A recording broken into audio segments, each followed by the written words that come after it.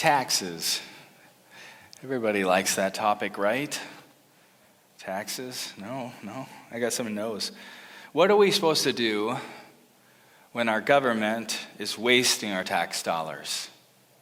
What do we do when our government keeps asking for more and more and more, and yet does nothing good for us, for our society with it? Or worse, what if our government uses our hard-earned tax dollars to actually fund evil, to pay for abortions and other things that are absolutely wrong? These are the questions a Christian wants to know. Jesus' words, I think, will begin to help us sort some of that out. I didn't plan it this way, but April 15th was Monday, tax day. I didn't plan it this way. It was the tax deadline, and paying taxes is just one of those things I think humanity universally rallies around by feeling disgust. Nobody likes to pay taxes. There's no cheerful givers when Uncle Sam passes the plate. We don't like our wages deducted from our hard-earned paychecks. It doesn't feel good to look at the disparity between your gross income and your net and saying all that Uncle Sam is taking and for whatever purposes. Some we don't even understand. And some of us aren't even W-2 employees. So we pay taxes quarterly. And when you pay taxes that way, the check tends to be a lot more. And you start to think about all of the nice things that you could get with that money. A new boat, a new car, a nice vacation. So people tend to get angry over how much taxes they pay and what the government really does with that money. When we pay taxes, we should expect good roads, honest and courageous police officers, prompt firefighters, EMTs, and ambulances, secure national borders, a strong military, and so on. What we have often is gross mismanagement, waste, and overspending. The government has proven over and over again that they have no trouble collecting money. It's that they refuse to spend it well. So we don't like to see our tax dollars going toward what we feel like is nothing meaningful. It's in our DNA as Americans to fight against that. In fact, one of the rally cries in the War of Independence was what? No taxation without representation. And now, it's interesting timing for this passage, isn't it? Having just passed a tax day, April 15th. And, to tell the truth, we've been preaching through Luke, so it's not exactly like I planned it that way. Less than 7 days ago, we felt that sting, or at least that reminder that we should have filed. Now we get this interesting story from Jesus, or about Jesus, from the Jews asking if they should pay their taxes or not. We might be surprised to find out that we actually might not like what Jesus has to say on this subject as much as we would want to think. He has a one-sentence response. Let's dive into it. Now, really quickly, before we do dive into this, I just want to say from the outright, it's impossible to get a complete theology, a Christian theology, out of this exchange on church and state, Christianity and politics. This exchange is just too brief to be doing that. And to do so would be introducing what we call in the scholarly world is eisegesis. So you bring things into the text rather than draw things out, which is exegesis. That's the gold standard. You want your preacher to take things and draw them out of the text rather than bring them to the text. However, this text is pointed, it's relevant, it's going to be full of what I think are some surprises, and I think we'll learn from this text this morning, and we will answer the question, should you pay your taxes? Verse 20 starts out by saying, keeping a close watch on him, they sent spies who pretended to be sincere. Well, who are they? Who are they that are sending. Well, Luke identifies they are teachers of the law and chief priests, but Mark identifies two others there in the crowd who are sending these. It's the Pharisees, and then to our surprise, the Herodians. The Herodians. Some of you are like, who are the Herodians? I understand the Pharisees, the Sadducees, the scribes, but who are the Herodians? Well, the Herodians were Hellenistic Jews. They were the ones who were accepting Herod Antipas, so that was the Roman appointed king of the Jews. And they were working alongside of Rome, so they had accepted the politics of their day. And the Pharisees typically did not work alongside of these Hellenistic Jews because they thought of them as compromisers. And so it's really telling now that at this point in Jesus' ministry, the Pharisees are now buddying up with the Hellenistic Jews, the Herodians, in order to accomplish their purpose. They're putting their heads together to get Jesus. And the text says that in verse 20 that they hoped to catch Jesus in something he said so that they might hand him over to the power and authority of the governor. So that explains the goal of this whole exchange. The goal of the story doesn't come from Jesus, it actually comes from the plot to catch Jesus from these leaders who are gathering together, putting their heads together. And so their idea is get Pilate's hands on Jesus. So the governor, that's Pilate. Get Pilate's hands on Jesus and let him do what Rome does best to rebels. And this is why the Herodians are actually important to this equation, okay?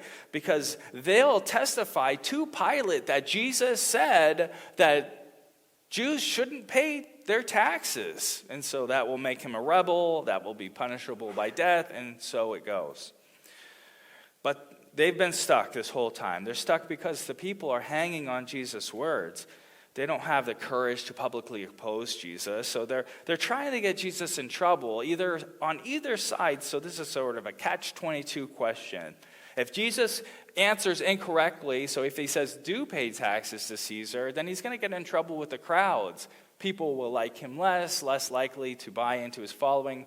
And what they would ultimately like is for the people to stone Jesus. That would be the ultimate goal, is if the people get upset by what he says, they turn and stone him. Or, of course, he says something wrong against Rome, and so then he is killed by Rome. So they come up with this impossible question. So in verse 21, it says, so the spies questioned him. Listen to this flattery, okay? Teacher, we know that you speak and teach what is right. Well, that's a lie, because they believe something totally different. And that you do not show partiality, but teach the way of God in accordance with the truth. If they truly believed that, then they wouldn't be doing what they were doing. Totally insincere flattery. But they don't, see, the objective isn't necessarily to prove themselves to Jesus, but to prove themselves to the crowd. So they've gained an audience with Jesus. They want to look sincere to the crowd so that what Jesus' answer is, the crowd will see themselves as asking that question through these folks. And to their question, verse 22 says, is it right for us to pay taxes to Caesar or not? We know the motivation's bad about this question. The motivation behind it is sinister, but the question seems fair enough. And that's why I think the crowd would really latch onto a question like that. That's super pressing for them. What do we do? And so if I'm gonna nerd out a little bit here scholarship-wise, because I think that'll make a lot more sense to you to understand the actual weight of this question upon Jesus and the people of his day.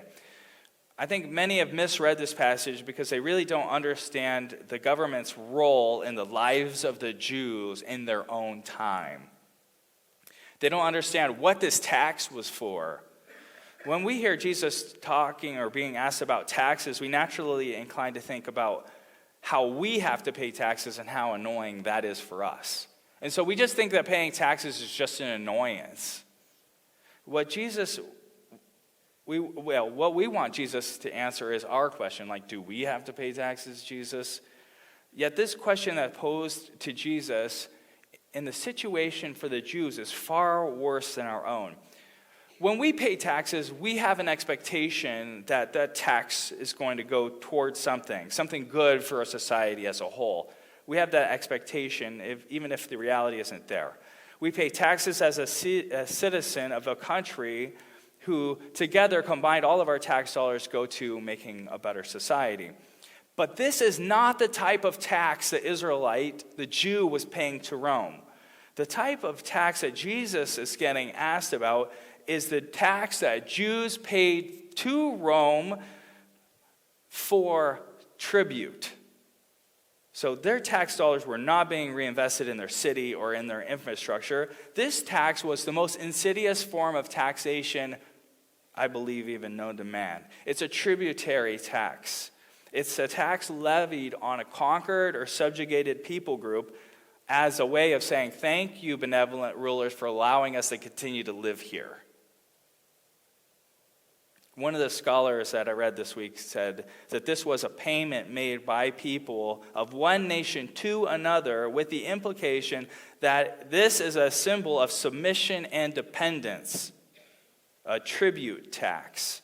In other words, they paid this tax, whatever was required, knowing that they would get nothing in return for it. There was no guarantees.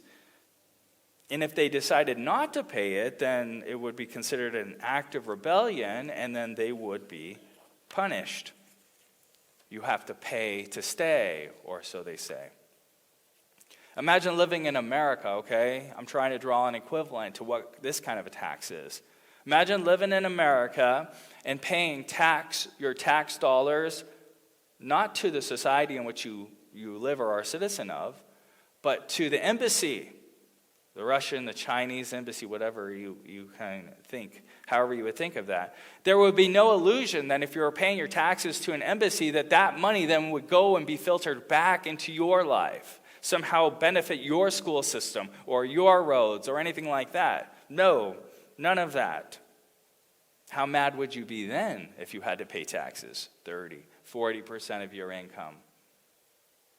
It was an extremely pressing issue on the Jewish mind, living as a people under foreign occupation of being subjugated. This money did go to something, though, didn't it? This is the true rub, and the reason why he's in hot water with this question is because the money didn't benefit Israel, but it did benefit Rome. And it was bolstering the strength of Rome. It was bolstering their oversight, their wealth, their military prowess. Every coin in the coffer went to strengthening the empire, which was putting you in chains. Now, we hate paying taxes. How might you feel about paying tribute? That's painful. And now I think you can see both sides of the trap, because if Jesus says, hey, don't pay the tributary tax, he might become the people's hero. He certainly would, but then Caesar's going to have a huge issue with him and then take care of him. Of course, the Herodians can make sure of that. And if Jesus says pay the taxes, the people are not going to like that answer either, because they want Jesus to help them rebel against Rome, help them to achieve their freedom. And how will paying taxes do that? Because you're strengthening Rome. Everybody here is hanging on Jesus' words. In verse 23, it says, he saw through their duplicity and said to them, show me a denarius. Whose image and inscription are on it? Caesar's, they replied. Well, more precisely, actually, it's Caesar's image is on this, and then also on the coin is an inscription, and it says, Tiberius Caesar Augustus, son of divine Augustus, a.k.a. Tiberius, the son of a god, Augustus. This coin is an absolute abomination, especially to a Jew. To have something that says that Augustus is a god is an abomination. Yet this is what Rome demands, is that the people abandon the shekel and that they use the denarius to pay and buy and sell, and to exchange for services. The only place they can use the shekel is in their temple. So whose image and inscription are on it? Caesar's. And he said to them, then give back to Caesar what is Caesar's, and to God what is God's. Caesar didn't have dollar bills, okay? He had coins. That was the only form of currency.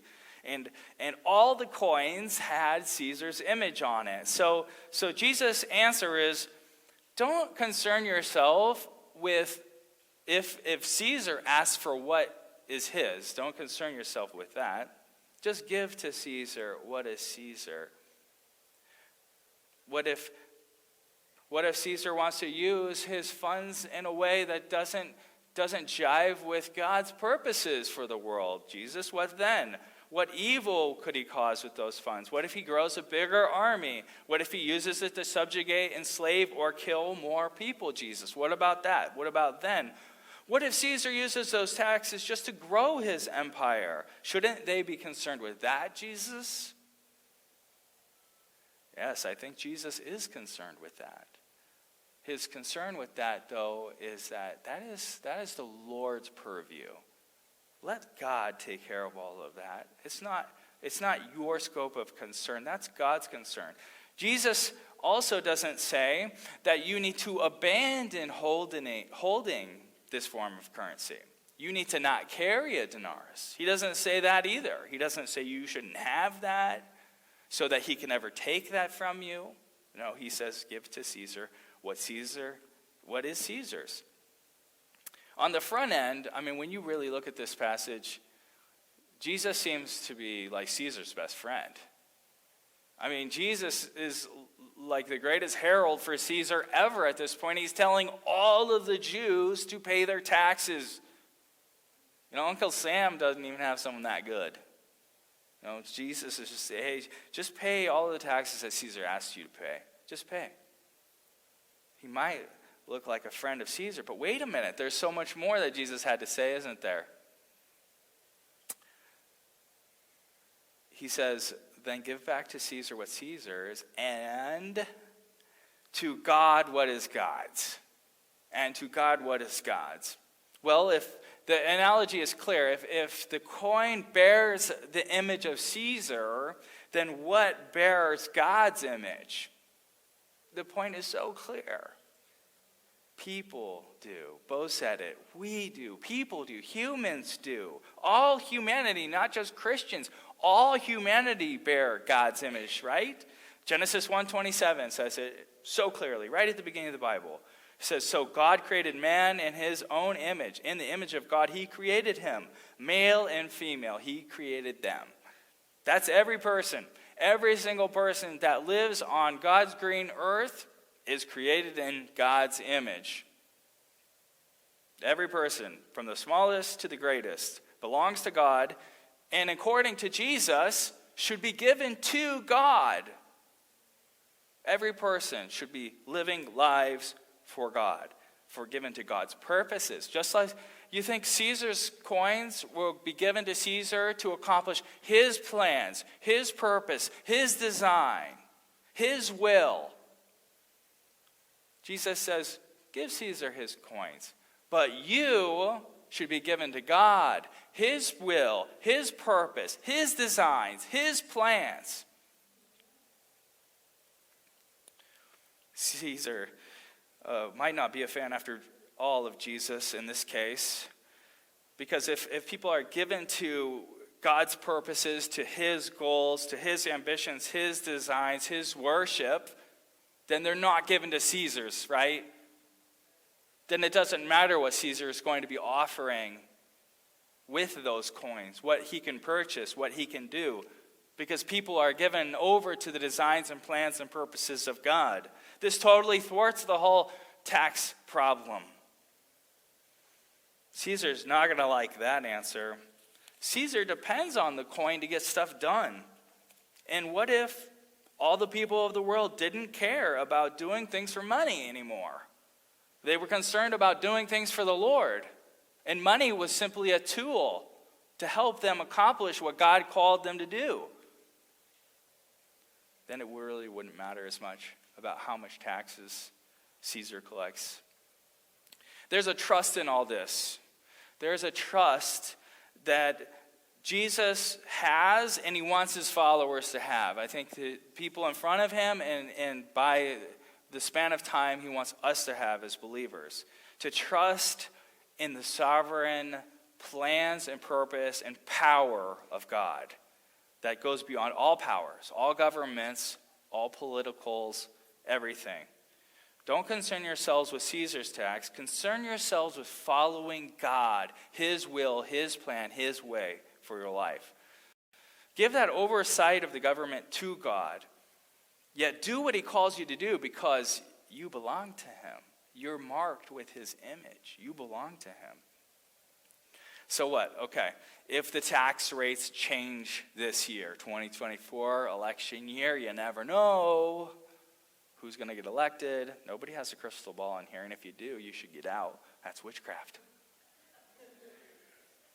Nobody knows what's going to come this year. Maybe they're going to add that gas tax that they've always talked about. Maybe they're going to eliminate that tax credit that they give for Christian education. Maybe they're going to add that junk food tax. Man, that would really hurt my Doritos budget. We live in a democracy. That gives us an opportunity. No matter what we say, whatever happens in the future, I believe that Jesus will say, let me worry about all that. You follow me. You follow me. Because we live in a democracy, it's actually really nice. Jesus' time, they didn't live in a democracy, okay? Because we live in a democracy, God graciously allows us to live in a place where we can safely and legally raise our voices. We can object, we can vote, we can protest, and we can ask for things to get done. We can voice our thoughts as an outworking of what Jesus says actually, we belong to God. We can actually apply that in the lives of our nation. We're to be given to him in all of our lives affairs. But we're also called to trust God for the result.